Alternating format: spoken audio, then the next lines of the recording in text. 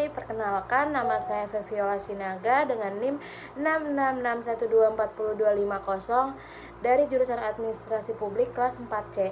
Video ini saya buat untuk memenuhi UAS mata kuliah Governansi Digital dengan Ibu Dr. Ayu Ning Budiati, MPPM.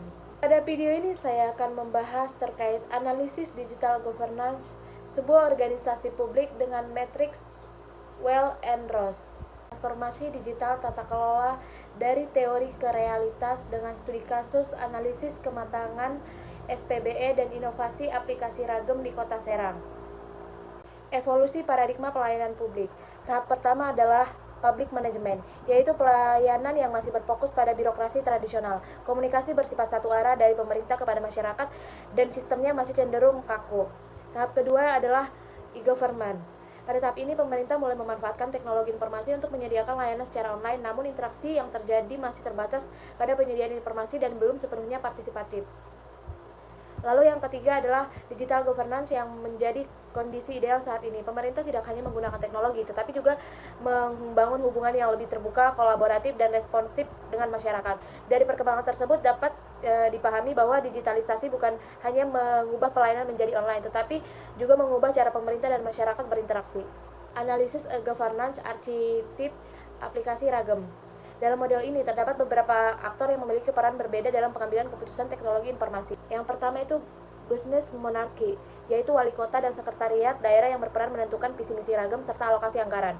Lalu yang kedua itu IT monarchy, yang diwakili oleh Diskominfo. Mereka bertanggung jawab terhadap standar keamanan, integrasi sistem, dan keputusan teknis lainnya. Lalu yang ketiga itu feudal, yaitu masing-masing OPD yang mengembangkan fitur sesuai kebutuhan sektornya. Lalu keempat, federal yang menunjukkan kolaborasi antara pemerintah daerah dan OPD dalam menyelaraskan kebijakan digital. Lalu yang kelima, duopoli, yaitu kerjasama antara Diskominfo dan OPD dalam menyusun SOP dan integrasi layanan. Sedangkan anarki menggambarkan kondisi ketika terdapat penggunaan sistem secara mandiri tanpa koordinasi yang berpotensi menimbulkan masalah integrasi.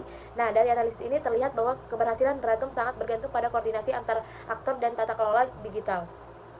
Potret makro kinerja SPBE Kota Serang tahun 2025. Pada tahun 2025, Kota Serang memperoleh indeks SPBE sebesar 3,04 dengan predikat baik. Nilai ini telah melampaui target nasional yang ditetapkan sebesar 2,60. Artinya secara umum Kota Serang sudah menunjukkan kemajuan dan penerapan pemerintahan berbasis elektronik. Namun, jika dilihat lebih rinci, masih terdapat perbedaan capaian pada setiap aspek.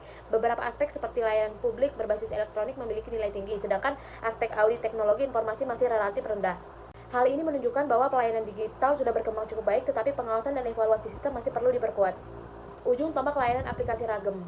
Ragem merupakan singkatan dari Religious, Adaptable, Grid, Educate, dan Modern. Aplikasi ini berfungsi sebagai platform satu pintu yang menyediakan berbagai layanan pemerintahan daerah. Berdasarkan data tahun 2023, aplikasi ini telah digunakan oleh 1.330 pengguna yang terdiri dari masyarakat umum dan pegawai pemerintah. Beberapa fitur utama yang tersedia yaitu pelaporan dan pengaduan masyarakat, akses informasi hukum dan PPID, pengecekan harga sembako dan PBB, serta akses layanan darurat melalui call center 112. Melalui fitur tersebut, Ragem menjadi sarana komunikasi dua arah antara pemerintah dan masyarakat sehingga pelayanan publik menjadi lebih cepat dan mudah diakses. Evaluasi inovasi berdasarkan Rogers. Pertama, yang keuntungan relatif.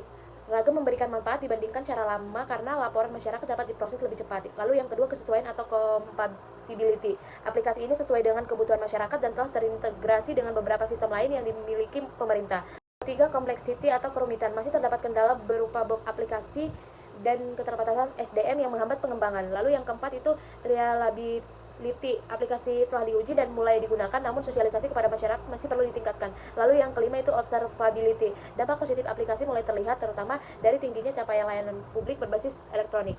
Dengan demikian, Ragem memiliki potensi besar sebagai inovasi pelayanan publik meskipun masih menghadapi beberapa tantangan implementasi.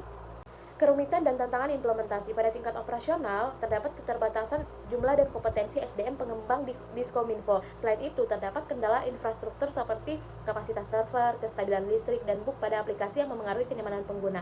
Jika dikaitkan dengan data SPBE, masalah tersebut ternyata sejalan dengan rendahnya nilai aspek auditik, manajemen perubahan, dan manajemen pengetahuan. Artinya, meskipun layanan publik sudah berjalan baik, fondasi tata kelola digital masih perlu diperkuat. Dari sisi ini dapat disimpulkan bahwa keberhasilan inovasi digital tidak hanya bergantung pada aplikasi yang baik, tetapi juga pada sistem manajemen dan pengawasan yang mendukungnya. Rekomendasi strategis berbasis data. Pertama, memperkuat mesin internal SPBE melalui pelaksanaan audit politik secara berkala dan peningkatan kompetensi SDM. Lalu yang kedua, melakukan stabilisasi teknologi dengan menyediakan anggaran khusus untuk pemeliharaan aplikasi, perbaikan bug, dan peningkatan kapasitas server. Lalu yang ketiga, meningkatkan inklusi dan literasi digital masyarakat melalui sosialisasi yang lebih aktif hingga tingkat RT dan RW. Dengan langkah-langkah tersebut, diharapkan transformasi digital di Kota Serang dapat berjalan lebih optimal dan berkelanjutan. Dapat disimpulkan bahwa Ragem merupakan bukti komitmen pemerintah Kota Serang dalam mewujudkan tata kelola pemerintahan digital yang responsif. Namun, keberhasilan transformasi digital tidak hanya ditentukan oleh aplikasi yang terlihat oleh masyarakat. Di balik aplikasi tersebut terdapat faktor penting seperti tata kelola SPBE, audit teknologi informasi, infrastruktur, dan kualitas sumber daya manusia. Oleh karena itu, keberhasilan transformasi digital harus diukur dari kemampuan pemerintah membangun ekosistem digital yang mampu memberikan pelayanan publik secara berkelanjutan dan berkualitas. Sekian pemaparan analisis saya. Jika ada kesalahan atau kekurangan kata, mohon dimaafkan. Terima kasih.